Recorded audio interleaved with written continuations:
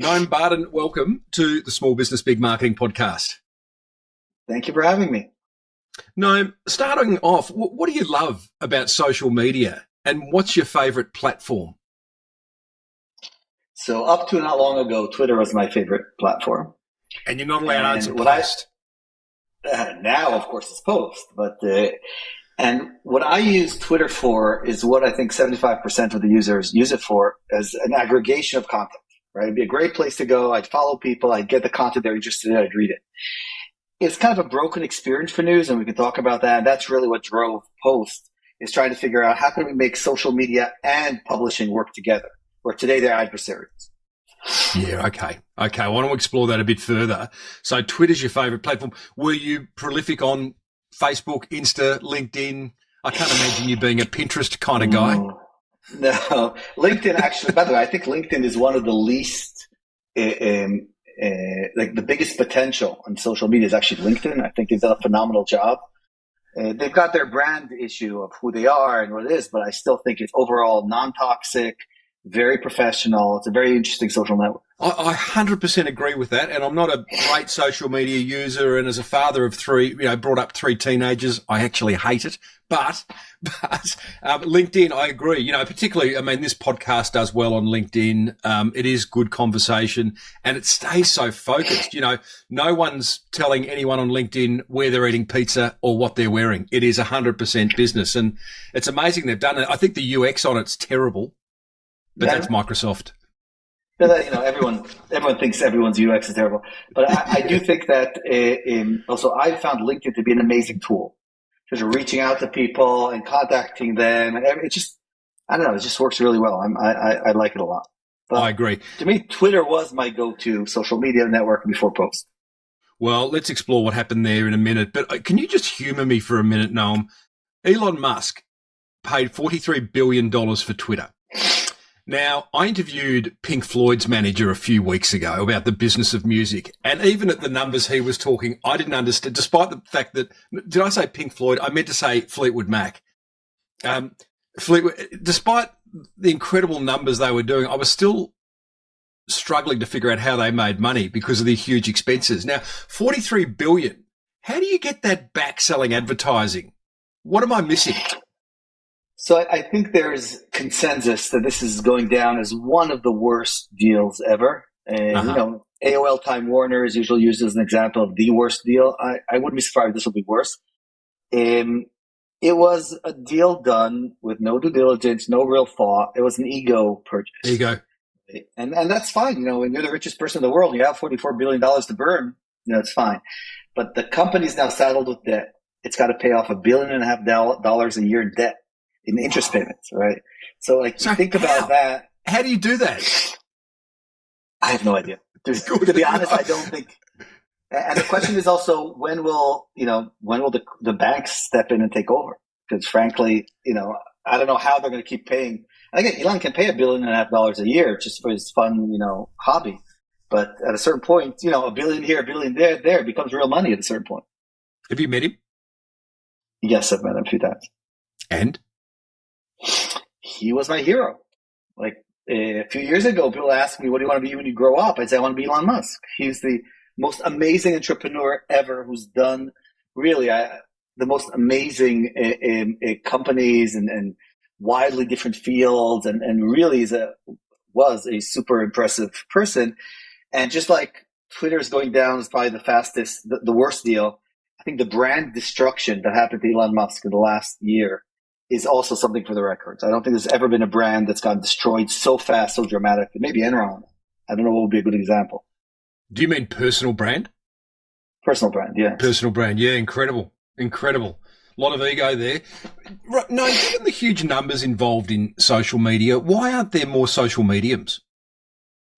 Well, so right now, there were, if you go back 15 years, there were a lot of attempts. And then basically, Facebook, Twitter, Instagram, YouTube took over and became the dominant platform. What I believe is now we're at the end of that arc.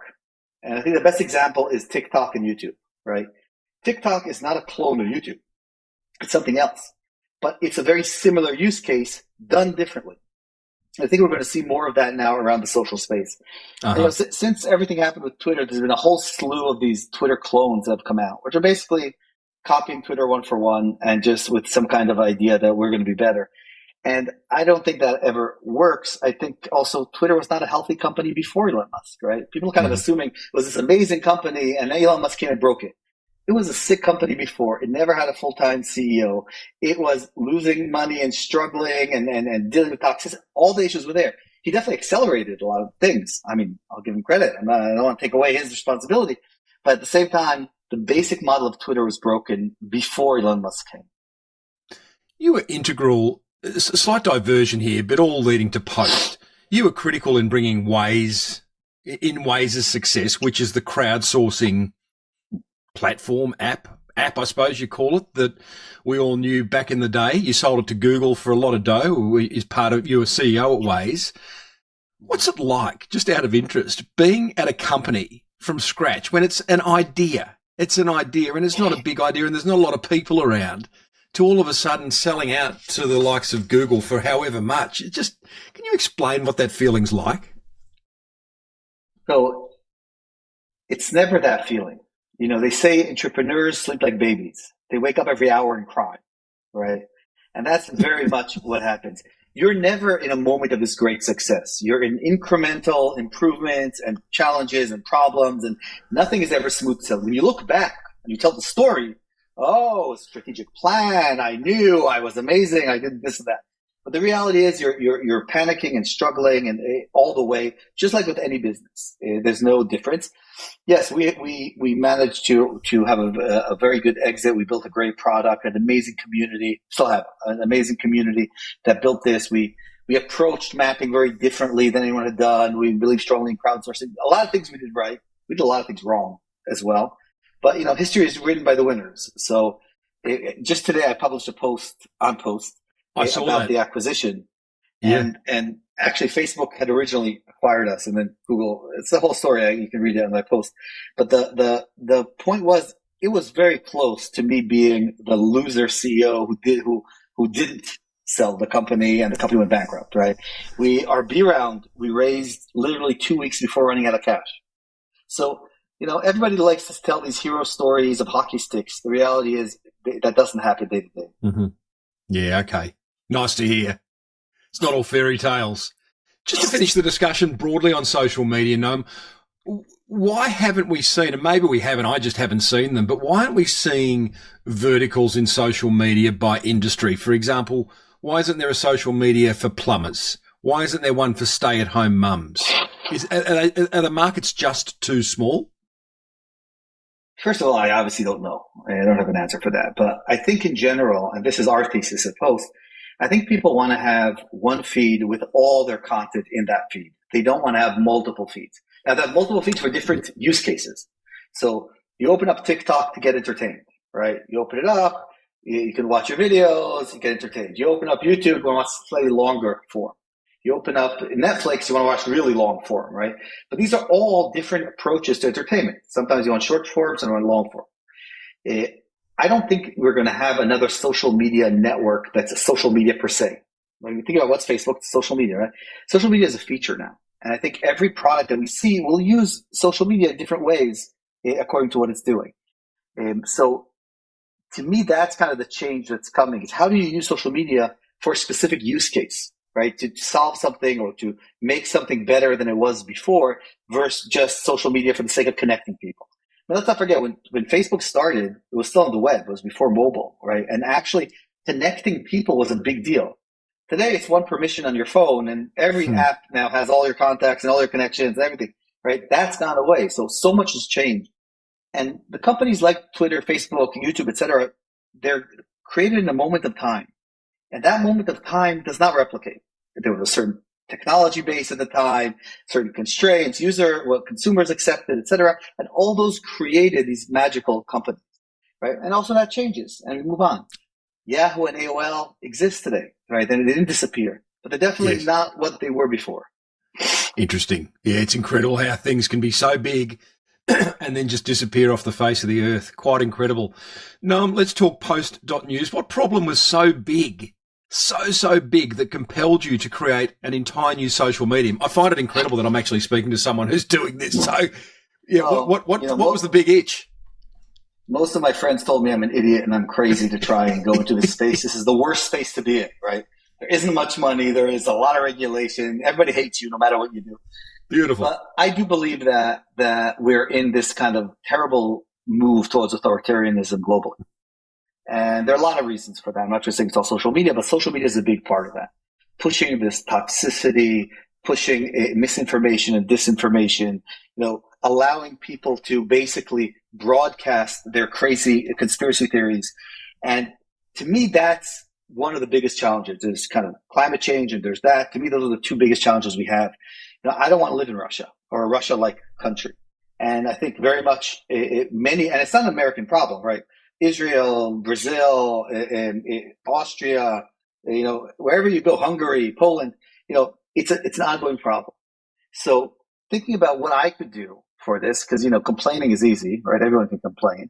So I've been thinking a lot about news and social media. And I think there are a few things. My insights, which is sort of why we built Post.News, is starting out from the fact that consumers want to consume news in a feed, right? We've seen that today. Facebook, Twitter were the largest sources of traffic for the newspapers, et cetera. And so that to me has already been done. The younger you get, the more you consume off social media. I think we like having the discussions and the like and the share and everything that goes with that. So social media is the new newspaper. Problem is that social media does not have a model to work with the publishers. And so it sucked all the money out of the publisher's space. And basically we see newspapers all over the world going bankrupt, struggling, and being bought by industrial interests, which obviously begin using them for their own political interests. And we're kind of losing the free press, which is so important for democracy. There's a lot of problems with press. It's like, I don't remember who said that democracy is the worst form of government, but it's the best that we have, right? So same thing. There's a lot wrong with the press, but we need a free press out there. And so the first thing we're trying to solve is really that kind of business model, right? We want a situation where if we're successful, then the press is successful as well. And our platform, we're calling it a social media platform for news, right? We're optimized for news. And so we work with today 25 different publishers who ingest their content directly into the platform. And then you can read the news in your feed without having to bounce to all the different sites.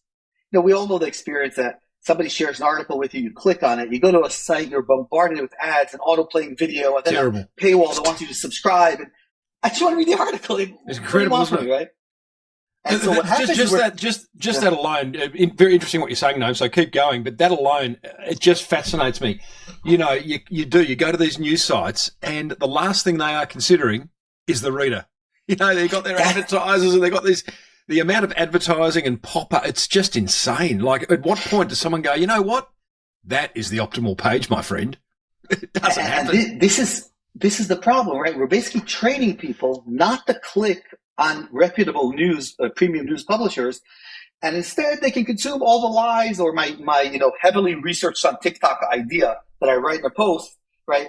They'll read that, but they're not going to read what the New York Times says because they know they're going to hit the paywall.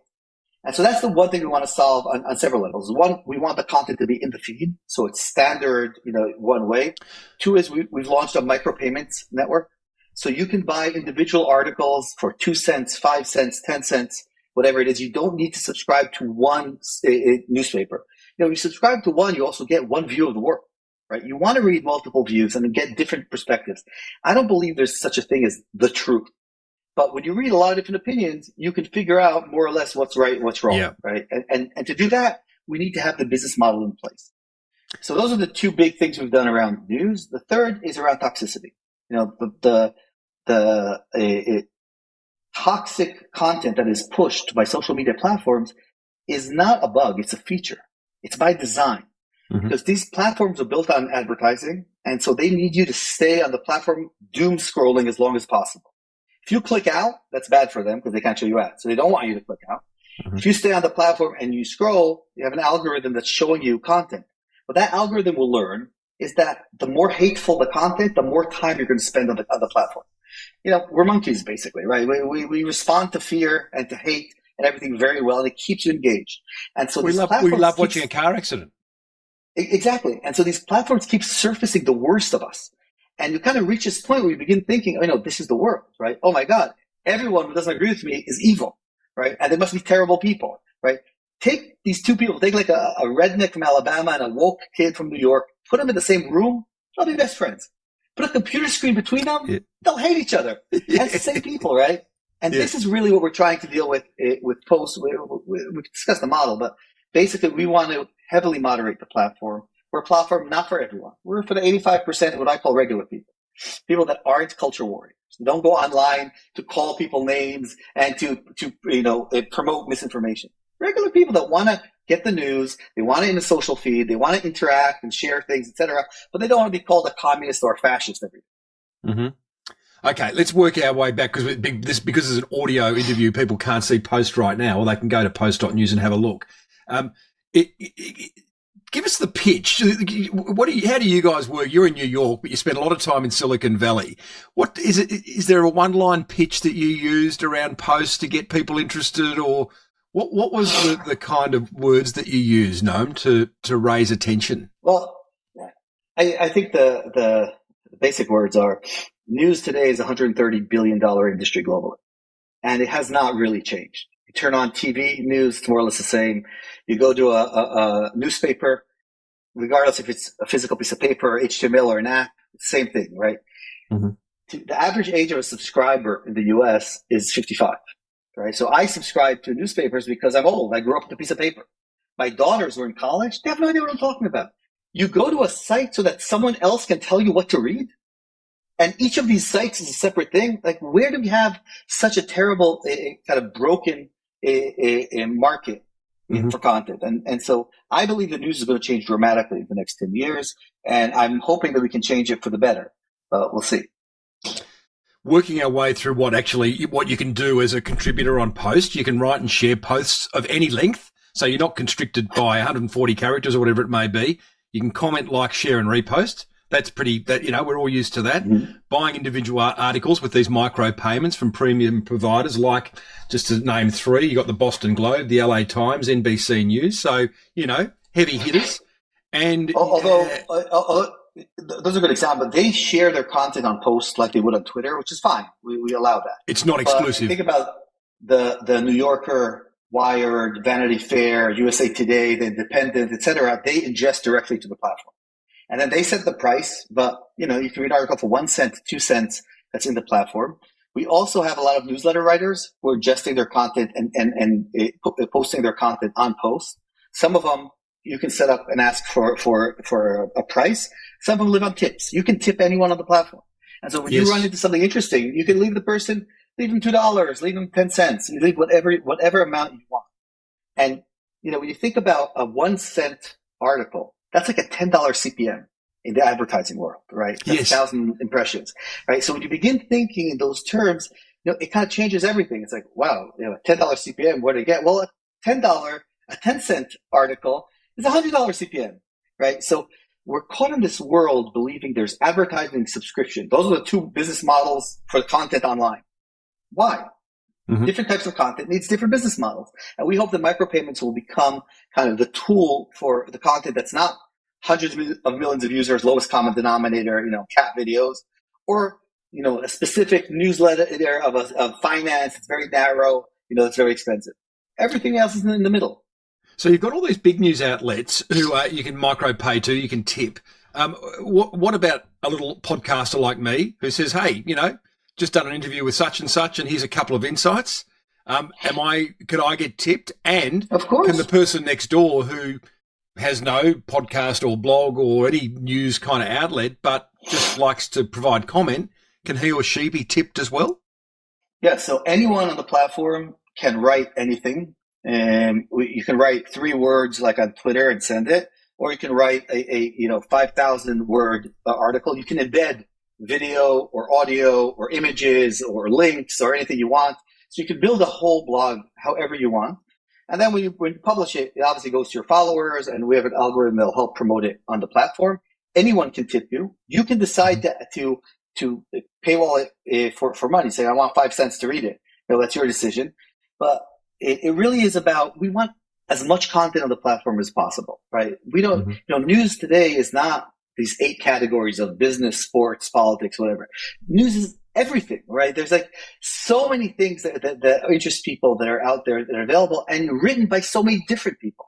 So you've got journalists for publications, you've got these newsletter writers, you've got experts, you've got scientists, you've got just someone who happens to be somewhere or someone who's obsessed with something, right? And there's always someone who wants to read that content. Our challenge is to allow you to create the content, match up the people that are interested in that content, and provide monetization for you and obviously for us. No, it feels very much like a news platform. I'm being half facetious here. What role the cat falling off the ladder video?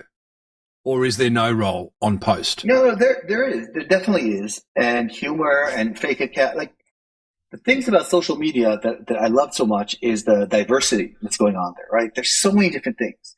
I believe there should be, so that everything should be there, but it should all be accessible on the platform. That doesn't mean that everything has to be free, but everything has to be one click away from consuming. And the biggest problem is friction, actually. When you ask people why, the most publishers today will allow you to read extra articles if you sign up and give them their email. But nobody does that. Because we know what's going to happen. You give the email, they're going to spam you, they're going to this, they're that, whatever. We're all too lazy in that sense, or too jaded, to actually do this. And so our philosophy is everything's one tap. Nothing is, you don't need a keyboard. Everything's one tap. Friction is the enemy. And we have to make it simple and easy to do. We've had nonprofits raise money on the platform. We've had politicians on the platform talking about what they're doing. We've had creators of all different kinds, a lot of photographers. We do really high resolution imagery. A lot of photographers are on the platform. A lot of Ukrainian journalists are publishing. So you get a whole slew of different things. And we're not out to say what is news and what isn't news. So that's up to you to decide what you want to read and what you don't want to read. My Post handle is at Timbo Reid. I haven't posted yet. I've had a good look through it. Talking about friction or frictionless, if someone wants to tip me, because when I registered on Post, I didn't have to give my PayPal or my bank details or my credit. Is it a simple? You put your credit card in once and then it's after that? No, you don't do anything. When you join Post, we're going to give you. So our economy is what we call points. Putting aside the regulatory reasons. But a point is basically 1 cent. Okay? Got it. So when you come to the platform, we're going to give you 50 cents or 50 points in my wallet for free. Yeah. You take those, you can buy content, you can tip, you can do whatever you want. Every a post has a tip button on it. You just click on it, say how much you want to tip, and that's it. It transfers to you. Mm-hmm. When you decide you want to take money out, that's when we will ask you for your bank details, etc. And actually look in to make sure you're not fraud and money laundering, etc. At the same time, when you run out of points, that's when we'll ask you for your credit card. Say, hey, you spent 50 points, you must have liked it. And then you can buy bulks of points, $3, $10, $15, you get a bulk of points that you use. When you buy the points, that's where we make our profit. We take a slice of that. And that's how we can afford to build this platform without having to rely on advertising. Mm-hmm. And again, we're very much afraid of that toxic nature that advertising does, this constant race of engagement. For Facebook's success is if you spend 5 hours doom scrolling and walk away feeling, angry and mad and depressed about the world. That's success for them because you saw lots of ads. For us, if you come for 15 minutes, read 3 articles that you liked and go away feeling smarter, that's success for us. We don't need you to spend all those hours doom scrolling, but we do need to find good content that you're going to want and you want enough that you'd be willing to pay or tip or engage with. How are you? So one of the unique selling propositions of Post is that articles are being reviewed. Are they being reviewed by humans? Do you have just a very, very large? No, how is this working? So they're not being reviewed. Our model is very different. Our model is built on reputation scores. So every person on the platform has a score that we keep, where we track all the positive and negative things they do on the platform. And the bigger the score, the more weight you have in the algorithms. And that goes both for distribution and for moderation. You can flag. We count on the community to flag content. So we have an AI machine that actually looks through, if you put swastikas or homophobic content, whatever, we'll catch that. But usually, people are more sophisticated than that. So content will get flagged. Right now, that flag, that content will go up to one of our moderators who will look at it and make a call. Does this violate our content rule? And our content rules are pretty simple. Basically, don't be an asshole, right? If you want to be a bigot or a racist, whatever, there are a lot of platforms for you. Go there. We just want people who want to engage without all the craziness. Interesting. Okay. How many moderators do you have, just out of interest? Give us a sense of size. That's going to grow. No, so the moderations actually works very well because we have a lot of algorithmic tools that help in place.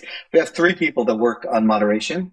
Long term, though, our goal is to have the moderation being done by the community, very similar to Waze or to Wikipedia.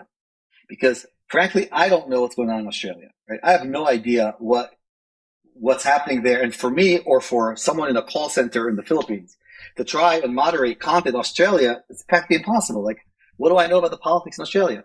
But grab any Australian, in the street, they'll know exactly what's going on, right?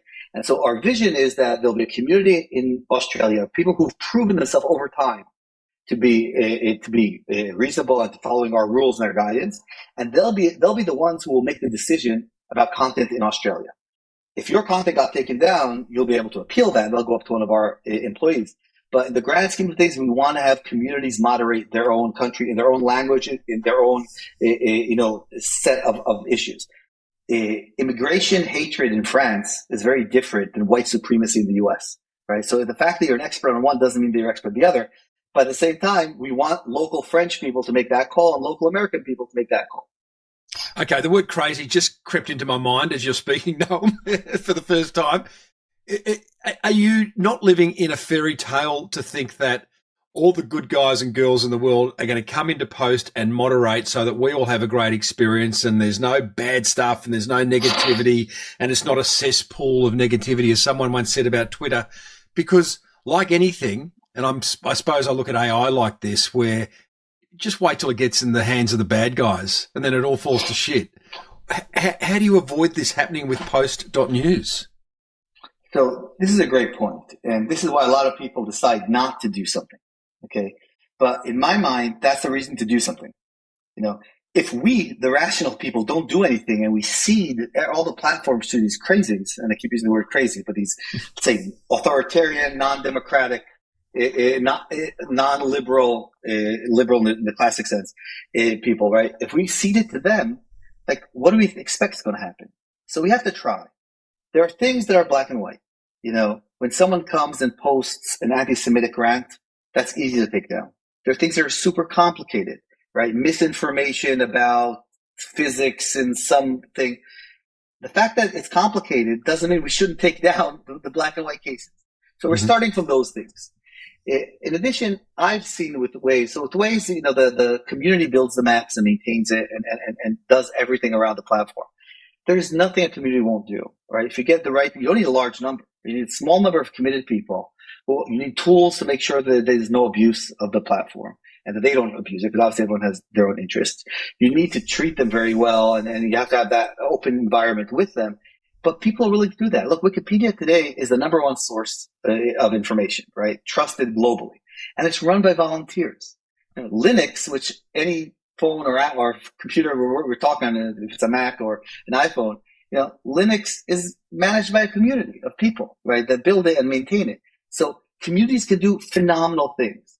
Most people in the world, their life is pretty dull. They come home from work, they turn off their brain, turn on the TV, and just, lie there doing nothing, right?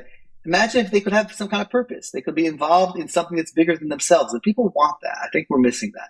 So what I learned from Waze and what I see from Wikipedia is that if you make it easy enough and you trust the people, and obviously you know that they're going to be bad actors, you can get there. Will it be perfect? No.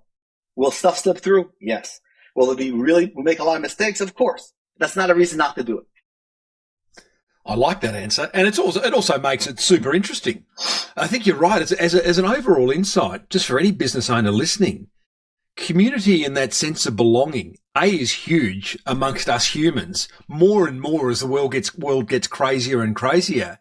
Yet, not seeing a lot of businesses really embrace that and really take it on as, hey, that's the key insight to build the next business idea or the next product idea.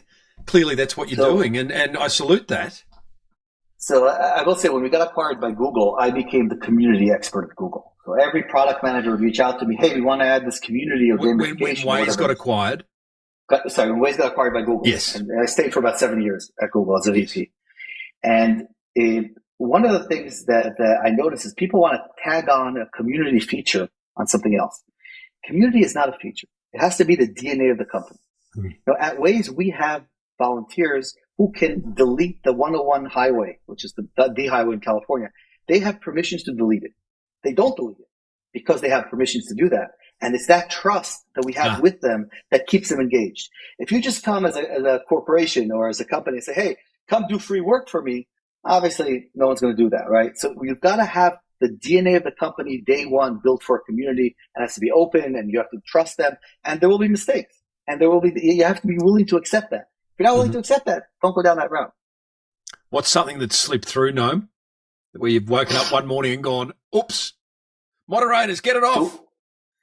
So we've already seen anything you can imagine. We've seen nation states trying to build networks. We've seen a lot of different types of spammers. We've seen a tremendous amount of like adult content and all kinds of things coming in.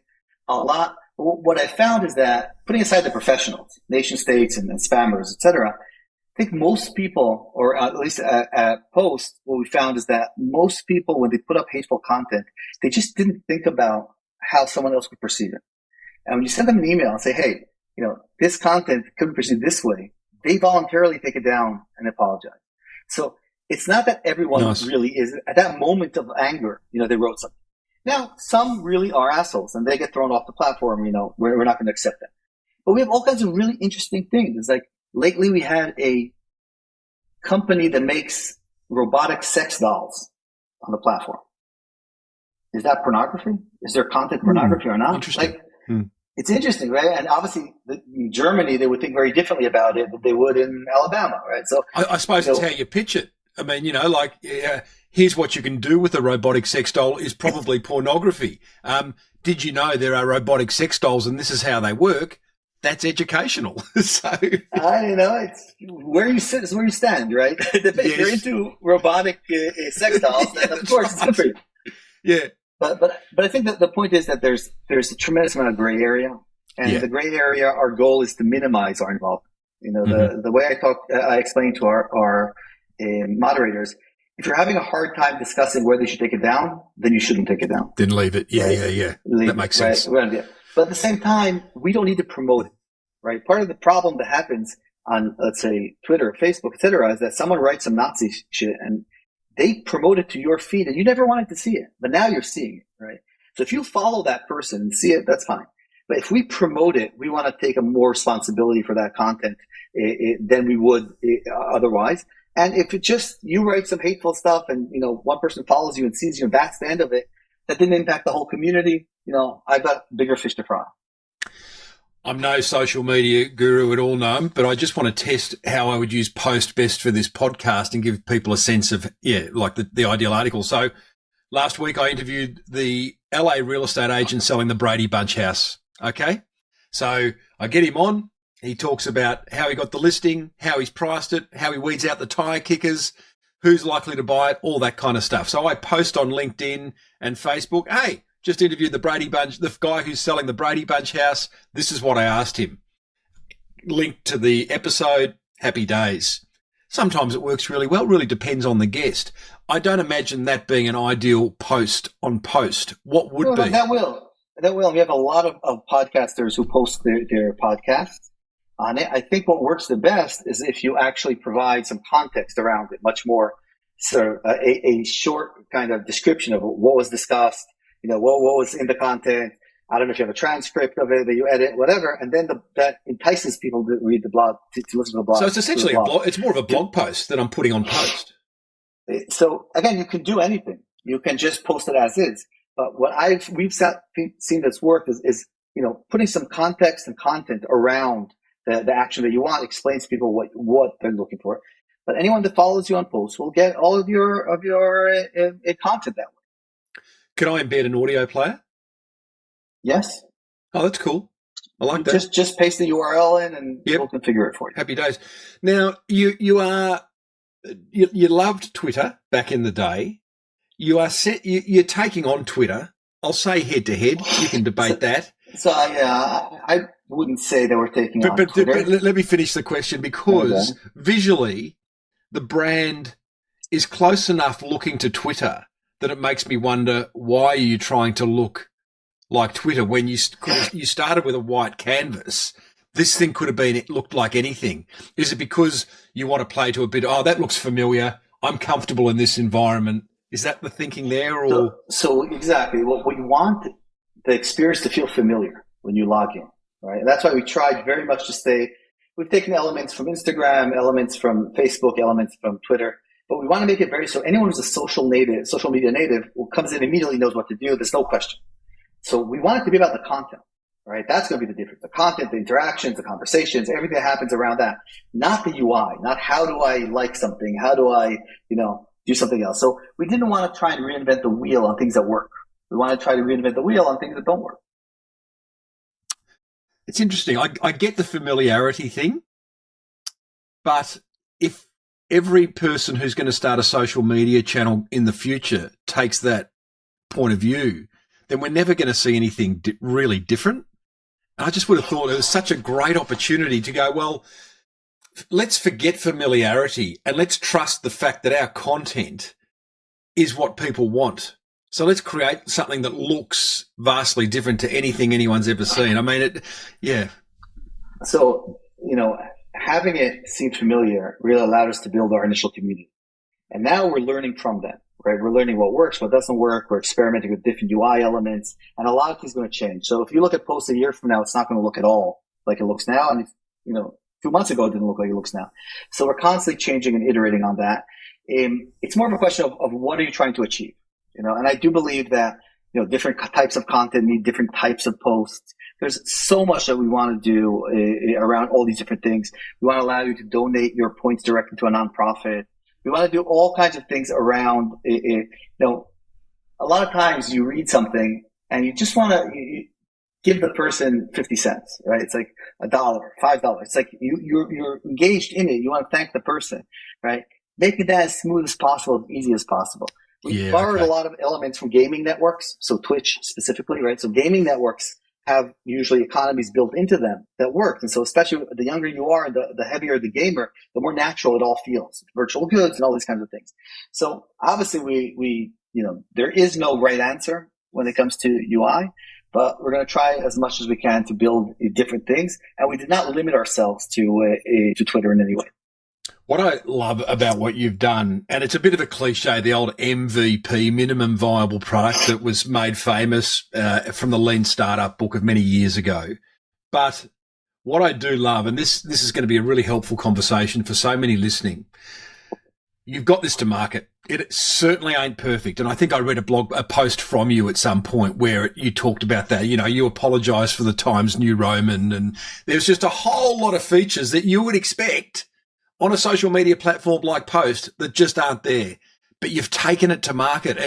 And so many of us business owners stuff around. I almost would say the smaller the business, the more we stuff around before we take something to market because we're waiting for perfection. Can you just talk to that a little bit? Yeah. No, because you've been in that space for a long time.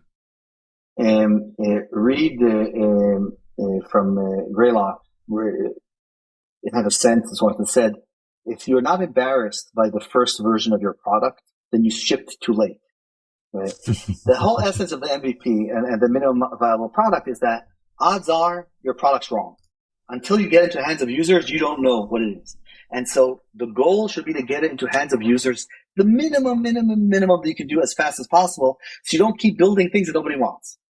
And so we launched in November completely without anything. There was one feed for everyone. And we had to build things on the fly. There are advantages and disadvantages of that, right? But the biggest advantage is that we're constantly getting feedback from the users and we're constantly learning from them and adapting to it. And we've, tried a lot of things that didn't work. And, we're killing a lot of things that didn't work as well.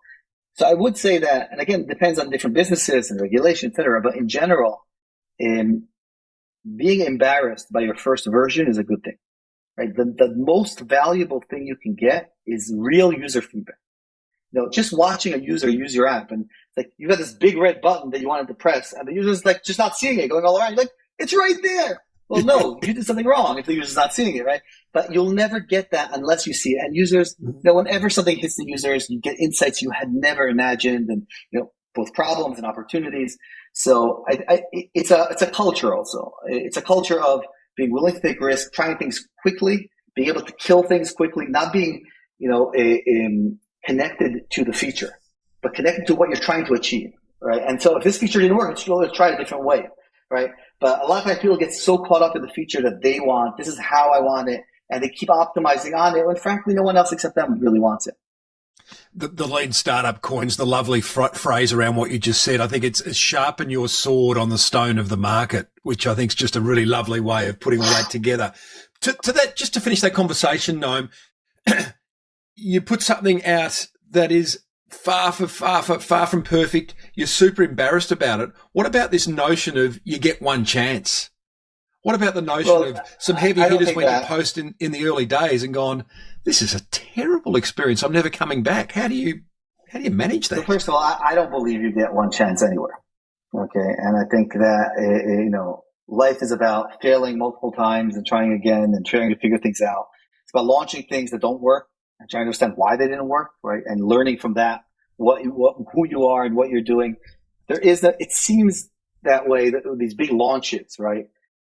These big launches always fail. They fail because, again, you don't know what you're launching or why. And that whole model, I think, doesn't work anymore. So I would say that the most important thing is getting user feedback on whatever it is that you're doing. And you should be stressed out. How do I get maximum feedback with minimum cost? Knowing that I'm going to be wrong, right? I'm going to build the wrong thing. Okay. But the faster I get into users' hands, the faster I'll know what's wrong, and then they can obviously optimize it. There's something also very powerful about taking on user feedback, not necessarily implementing everything users say, but when you do, them seeing it, they feel, again, that sense of belonging, that contribution, which we all want. So it's a great strategy. Yes, I agree with you, but, okay, users will ask for things that they've seen. They won't ask for things they haven't seen. They will many times, what's important to listen to is not what they're asking for. It's what is the problem they're trying to solve, right? Because you might solve that problem a different way, right? How do you understand their problem, their frustration, right? And why did your solution not work, for them, right? But if they come and say, no, I want to have 3 buttons here, that doesn't mean you go ahead and build those 3 buttons. You need to ask them, why do you want 3 buttons? And what is 3 buttons going to do? And why can't 1 button do it? And then you need to figure out what the right solution is, because again, they're not product managers. Nobody knows your business better than you. We don't know what we don't know, I guess, is the kind of learning there. Let's see how transparent you can be around money, Noam, because I'm fascinated talking to a bloke who's starting a social media network. One of your first round investors is a firm A16Z, who also gave Musk $400 million to fund his Twitter acquisition. That didn't touch the sides. $400 million. Really? Come on. Step it up. Is this it's pronounced Andreessen Horowitz. They spell them A16Z, which is a shortening of the word. Okay. Got it. Very Silicon Valley. Yeah. Is this conflicting? Are they, the fact that you've only got 2 investors, one has given Twitter 400 mil. Are they hedging their bets? How do they separate at their office? Hey, that's the Twitter guys over there and the Post guys over there. Don't go in there. So we are separate teams. Also, we're early stage and they're sort of private equity. So it's different funds, different teams, different people, and different challenges, right? So that's less of an issue. But there's something about what you said that, I always believe that corporations have this big strategy and plan and they know what they're doing, whatever. The reality is every company is made of humans. Humans, as we know, are mostly idiots, right? Flawed. And humans are emotional. And so there really isn't these big, grandiose plans. There's the reality every day. You make an investment here, make an investment there, something happens, it grows. Later on, you look back and you describe it as this big strategy that you had. But I don't think companies operate that way, of having this real discussion. Should we invest in this company and that company? It's like, we have an opportunity here. Let's do it. An opportunity here. Let's do it. And then some of them work out. Interesting. Gee, that's refreshing to hear, because we kind of, us little guys sit back going, they got it all together. Like I'm talking to you, Mr. New And Social this is Media, and like Noam's got it all together. this is my biggest mistake at Waze. When in 2010, Google came out with their first, they called it Navigator then, which was a turn-by-turn navigation for Android, right? Google Maps kind of for Android. And we were devastated. Like that, we were the ones who were going to give it for free. They gave it for free first. You can't give more free than free, right? So it's like for multiple reasons. And we began assuming, okay, what are they going to do? Well, what Google usually does, it goes from the US to the UK, Germany to France, it follows kind of the ad markets. They're going to do that. They go about API. We're negotiating with ourselves about what's going on there, right? And the reality is, after I got there, I realized I have no idea what's going on in a corporation's head. Some VP is fighting with another VP, so they gave him this, and so they bought that company because his friend was there, and it's like there isn't these kind of great plans. And so, as a small company, the last thing you should worry about is the corporate competitor. They don't know who you are. They don't care who you are, right? And frankly, you probably have more people working on this problem than they do. When we started, we weren't the 200,000 people Google working. It's whatever people were working on the maps, right, that we're dealing with. And so I think that's the number one thing I learned. Your biggest competitor is yourself, your ability to execute, and your focus on your customer. Everything else is noise. And negotiating with yourself about what someone else is doing when you have no idea what it is your worst use of time. Yeah, I must say that's certainly my experience working in corporate for many years, where there is no part of the building that you're plotting and planning against the competitor. You are working hard and paddling hard to tell your own story and to get your own ideas out there. And the best, I hear you. How much have you had to raise, Noam, so far? Can you reveal it? Rather not. We've raised enough money to hopefully get us to where we're going. It's not 43 billion. No, we've not raised 43 billion. And frankly, you don't need it. We're a small team. We're 23 people. You don't need hundreds of people now. It just slows things down, right? As a small, I usually say that if a small focused team can't do something, then it can't be done. Putting more people on is not going to help, right? And so being small and focused really, really helps. Obviously, I would love to have another 30 engineers and I have work for another 50 engineers, 100 engineers. But, priorities and focus is really the name of the game for startup. What does the team look like building a social media? You've got 3 moderators. It's just numbers and sort of titles. Mostly engineers. We don't really do titles, but just for us to understand. Yeah. And our engineers are broken into front and back end, and now data science is coming in. There's obviously product and design, but it's one person. Janet who runs product, she's amazing, and Efrat that runs the design, and we have one person that deals with the publishers, Andrew, who deals with the publishers globally, and that's about it. And have you employed anyone from Twitter? Engineers. No, not yet. Don't have anyone. Not yet. It's not so much not yet. Being an engineer in a large company is very different than being an engineer in a startup. It's a different, most of your time as an engineer in a large company is spent coding in PowerPoint or Docs for a meeting with some lawyers or some execs. You're going to present something. It's like very different than in a startup where you have to execute tomorrow and you ship.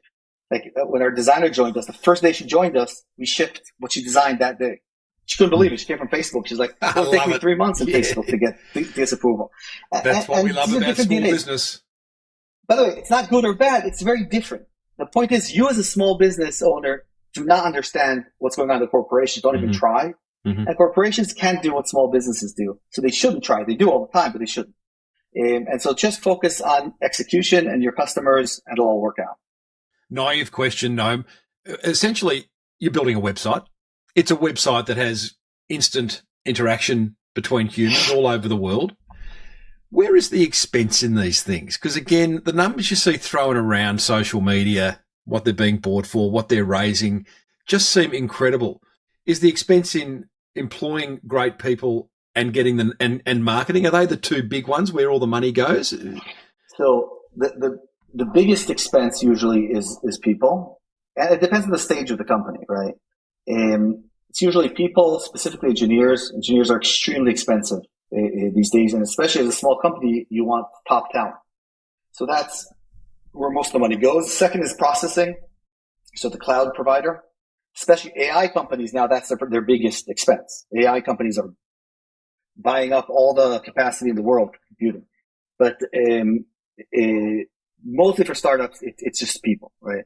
Now there's a question of if you're going to do marketing, which we don't really do, but if you do like marketing, then you can spend tremendous amounts of money on marketing budgets. And, marketing, you can spend an unlimited amount of money on it. Doesn't mean you'll get anything, but you can definitely spend it. If you're not, well, you say you're not marketing. I say marketing is everything and everything is marketing. The fact that you're on this podcast, you are marketing Post.News. Exactly. So well done to you for that. But really, you're... Sorry, let me redefine that then. Okay, I'm talking about media buys, right? The most expensive part of marketing is media buys, which are, I think, the least efficient. And real marketing, to me, always starts with the product, right? You cannot market a shitty product. So it's got to be a great product. And then how do you get word of mouth? How do I come on this podcast, right? All those things are all the marketing that really distributes your app or whatever it is. And you need to figure out what's right for you, right? Different mechanisms that make sense for each company. But just to throw money at branding and at media buys can work, and it works. I mean, people put the money because it works, but very, very hard for a small company to make that work.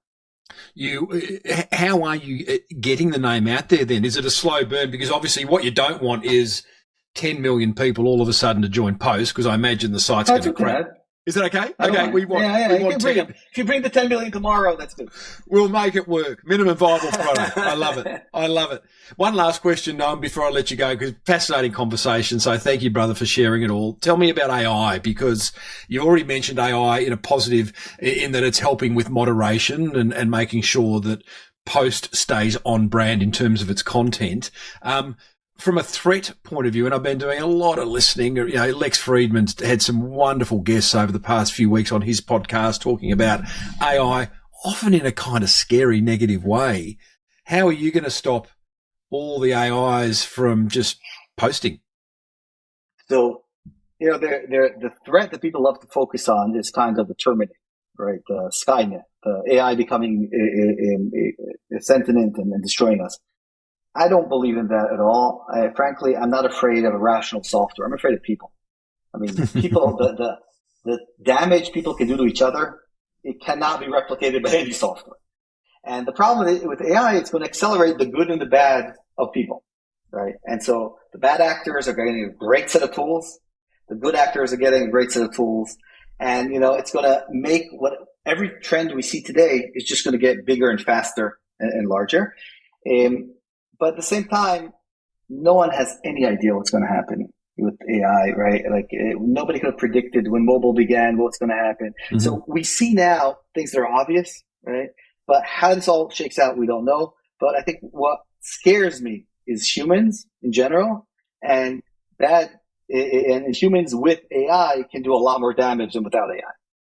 Interesting. Sort of the gun argument, isn't it? It's sort of the gun argument. Guns are okay until a human picks one up. Well, that's, a gun without a human is not a dangerous thing, right? That's what I mean. Whereas AI without a human is potentially not dangerous. But at the same time, keeping the guns away from people is the challenge. Yes. But again, and what Australia did there is amazing. I mean, I wish we said the same thing. But getting back to how we started about authoritarian regimes, the problem is today we really need strong government because we're dealing with really big, complicated issues that affect society in AI, etc. And globally, we have the weakest governments we've ever had. In terms of the quality of the people that go into government, in terms of their ability to govern, their ability to actually get anything done. Still in the US, no one has regulated social media. Proven damage across multiple spectrums, but yet they can't get together to regulate it. Right? And incredible. So obviously the companies lack it however they want. There's no regulation. We need strong government now, and we have the worst and the weakest of it to deal with these big challenges coming down the pipeline. Yeah, interesting. Noam, it's been a fascinating conversation. Everyone listening, Post.News. Go and register an account, grab your handle. I was a bit sad that Tim Reid had gone. Hate to go Timbo Reid, but hey, that's how people know me. If you can do anything about that, I'd just like @Tim, please, Noam. I know the owner, mate. Surely you can. Let's see what we can do. Drop me an email. Good on you, mate. Noam, I wish you the best of luck, buddy. I'd love to chat to you in 12 months to see where you're at. I'd love to. And don't forget to bring those 10 million people tomorrow. Yeah, okay. I'll bring 10. Thanks, Noam.